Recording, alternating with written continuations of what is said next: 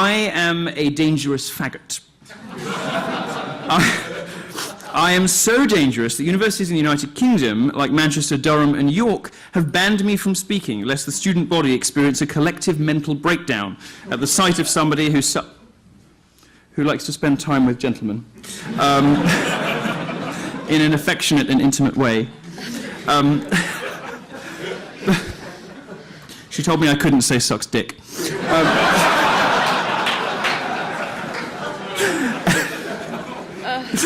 But doesn't believe that the state should take 75% of my earnings and spend them on feminism, slam poetry societies and pro-Palestinian community theatre.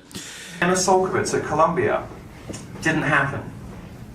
Jackie Coakley, UVA, didn't happen. The Duke Lacrosse case, didn't happen.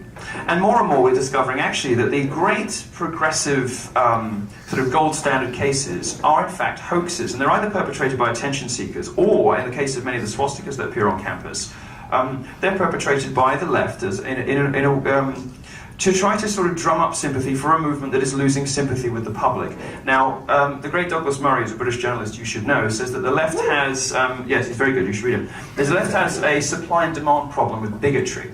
So there aren't enough racists to go around, there aren't enough sexists to go around, there aren't enough homophobes to go around, so the left has to invent some more. And all it does is it either looks really, really hard, or it enlarges the definition of some bigotry, or it simply makes stuff up. And very often, the things you'll hear about that sound horrific on campus are simply made up. It's about time you addressed it. What? What have you turned into? What have you turned into? I used to be such a nice young man. Well, you did. You're a kind of Führer of the furious now. How can you You're sort of Major General of misogyny. It's hard to believe, isn't it, that this... well, why have your army reacted like that? You can't support those comments. No, of course not. But here's the thing. I understand why Kate doesn't understand how fame works, but I do. And the thing is, you know, I'm not particularly interested in a professional provocateur who goes out and says deliberately outrageous things, like I do, turning around and then playing the victim when she doesn't like ridicule or criticism afterwards. I don't say anything outrageous. Ridicule, let me finish. I'll let you finish. Rights. I'll let you finish, so stop. You know, no.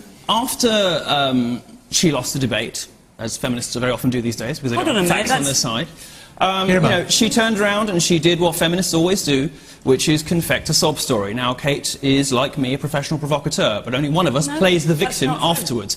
Now, it's interesting, you know, if we get back to the question, it's interesting that, you know, that it's even being framed like this at all, because what the research shows, the Pew Global data from 2014 shows, is that actually it's men who get more abuse online than women. It is men who get more death threats, it's men who get more violence threats. The only thing that women beat men at, and this is Pew Global data, is the gold standard of research. The only thing that women beat men in is cyber stalking. And guess what? A lot of the people doing the stalking are other women. What social media shows isn't that men hate women, it's that women hate everyone. You've lacked people who don't fear you. Well, the rise of speakers like me and of Donald Trump, even if you don't agree with all of his policies, although I'm guessing some people in this room do.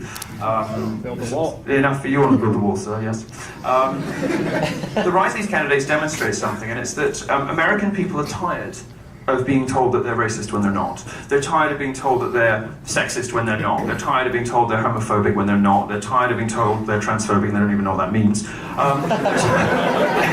They're tired of people who want to regulate and control how we live, what we read, what we listen to, how we speak, who we are, the way that we relate to the rest of the world.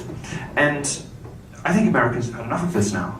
I think Americans have had enough of the bogus allegations from the protesters outside.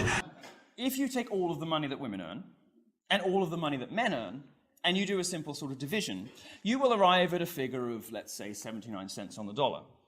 The problem with this is that it is babyish economics of the childish kind that only the progressive left could possibly believe in. The problem with this stuff is it doesn't take into account the different choices that women make. It doesn't take into account the fact that women tend to work shorter hours, they have babies, they do all sorts of other things that mean that it's not an apples for apple, it's not an oranges to oranges comparison. Now, the problem with the wage gap is it's used to suggest that if a woman goes into the workplace, she's going to be paid 79 cents for the same work as a man. Well, that confuses wages with earnings. So if you believe that there's a wage gap, I would encourage you to return to the dictionary and learn what wages mean. Because it is illegal to pay a man and a woman differently for the same work. And in fact, it doesn't happen. Well, blacks versus... I wrote an article about this last year called Minority Wars. And I said that the identity politics... Minority Wars, yeah. It'd be an amazing board game. Yeah, it'd be an amazing board game. You know? It'd be like Monopoly, except you'd collect oppression points. And there'd be a sort of hierarchy of victimhood. I'm feeling it, yeah. No, honestly. No, I really am, actually. But Minority Wars, the game, but huge. Christmas 2016. It's going to be massive. So are you saying that Muslims are more oppressed than black people? According to the progressive stat, Muslims are the most oppressed group of all. Man, that is bizarre. Because they're the ultimate crybullies. You know, they take down skyscrapers and then complain that somebody said "fucking packy." You know, they blow up buildings and then complain because there was an incident of hijab pulling in Malmo. You know, there are three related terms here that I don't think have very much to do with one another. There's courtesy, there's racism, and there's political correctness. Now, courtesy describes a set of codes that we all use to navigate the world successfully and to communicate with one another. The reality is that we're all a little bit sexist and we're all a little bit racist. Everybody is, to larger and lesser extent. Now, the left believes that you can stamp that out by policing language. They think that if you change the words you use for things, that you can change reality. Well, you can't. You can't make people unracist by banning the N-word. You can't stop people being homophobic by banning school children from using the word gay in the playground. That's not how it works. So the purpose of a civilized society is for all of us to enable all of us to live together in harmony and to communicate with one another and to successfully build businesses and have interpersonal relationships with one another despite our limitations and our bigotries, and not to try to stamp them out. Actively works against the interests of women. I mean, look at the transgender issue, for instance. We don't need to get into, whether you believe that, particular surgery is the right treatment pathway, which is completely forbidden to discuss. But look at what happens in the Olympics or in MMA fighting, where feminists are insisting that men who have recently announced themselves as women must be treated as though they were biological women at all costs, or you're a bigot and you deserve to die. And these people go into these fights and beat the crap out of women. These are effectively men beating up women for sport, and they're allowed to do that by a sort of feminism that has privileged, transgender people over actual women, to the point where a man won Woman of the Year. Caitlyn Jenner won Glamour magazine's Woman of the Year. I mean, I thought she looked pretty good. Well, she looks good, but it's almost an admission by feminism that women can't even win that. Let's talk briefly through the politically correct prescriptions of our age. Does anyone here believe that women are paid less than men for the same work? Put your hand up. Right. Everyone who puts their hands up, you're idiots.